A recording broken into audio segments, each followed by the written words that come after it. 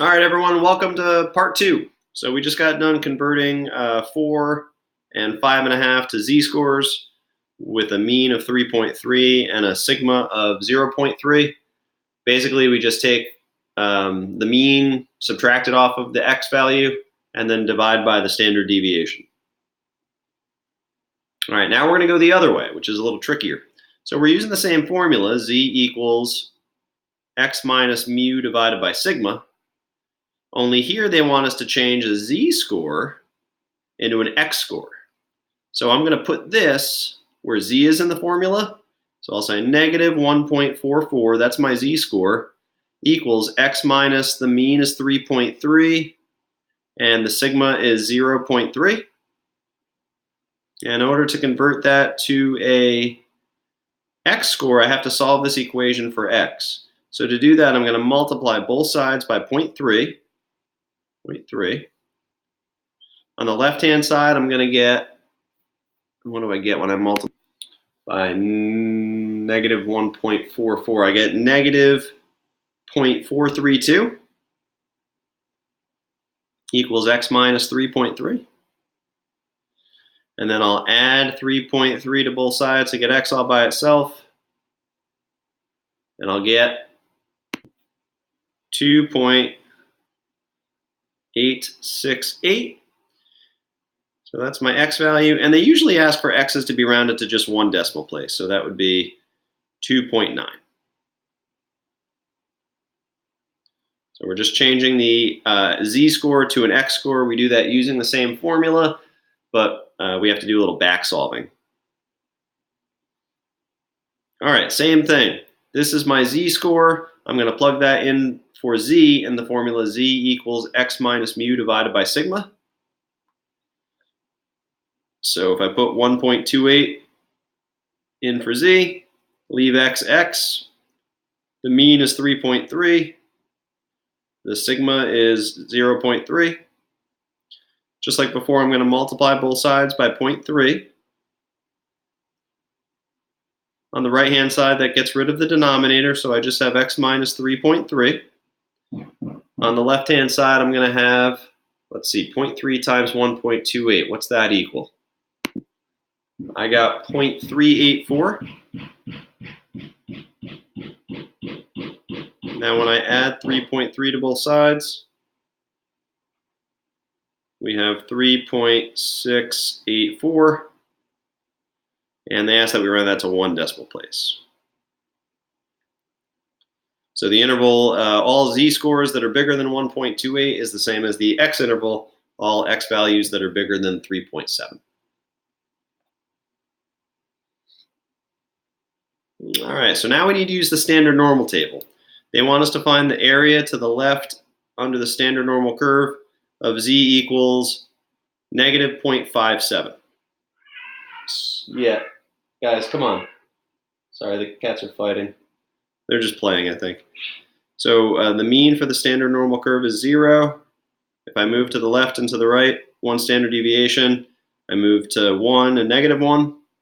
So z equals negative 0.56 is about there, we'll say. And I want the area left of that. So to find that, I need to look in the standard normal table, which I attached a new version last night. So you should be able to click on the thing that says snt.pdf. snt.pdf. That's posted up near the bottom of the August 6th class. I want to look for negative 0.5, and then I want to go 0.00, 0.01, all the way over to 0.06. So I'm going to look for the value that's in that row and column. I'm going to pause this while I go look for that. So the value I found there was 0.2877. So that area to the left is 0.2877.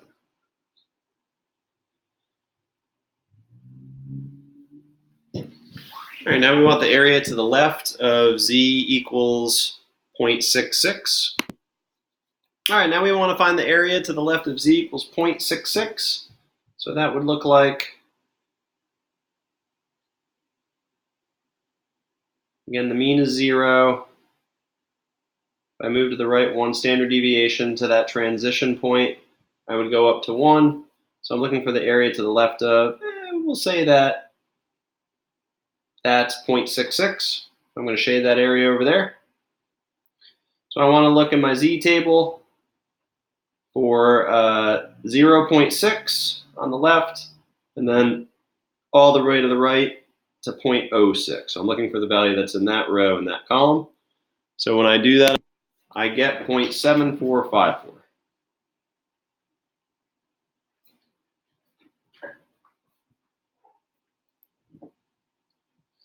All right, now I want the area to the right of 0.09. So that's going to be just a shade to the right of the mean, which is 0. So I'm looking for this area here. So I'm going to look up my Z table, 0.0, and then all the way to the right, the column 0.09. So what I find in that row and column is the area. I find 0.5359. Careful though, that's giving me the area that's to the left, which I'm shading in red right now. I don't want that area, I want the area that I shaded in blue. So to find that area, I need to take 1 minus that.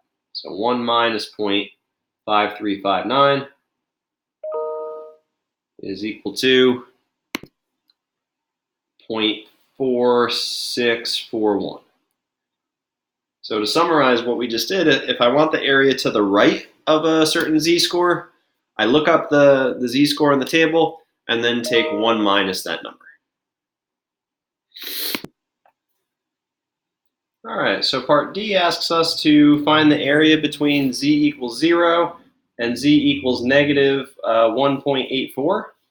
So if we look up the z-score 0 in the standard normal table, we should expect to find 0.5. So here's 0. The area to the left of that's going to be 0.5. If we want 3 decimal places. And then I want to find the area between that, and we'll say that right there is negative 1.84. So the process that we go through is we look up both values in the standard normal table. So I'll look up negative 1.84. So I'm looking for the z-score on the left-hand side, negative 1.8, and then I want the column 0.04. So the entry that I find in the negative 1.8 row in the 0.04 column is 0.0329. All right, so that's the area to the left of negative 1.84, which I'm shading in red right now. So we want to subtract the two areas. I want to take 0.5000 and minus off of that 0.0329 for a grand total of 0.4671.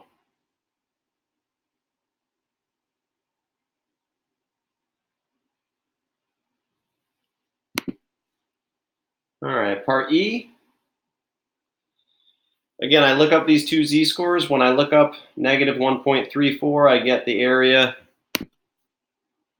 0.0901. And when I look up the area to the left of 2.1, I get the value 0.9821. I then subtract them and get 0.8920.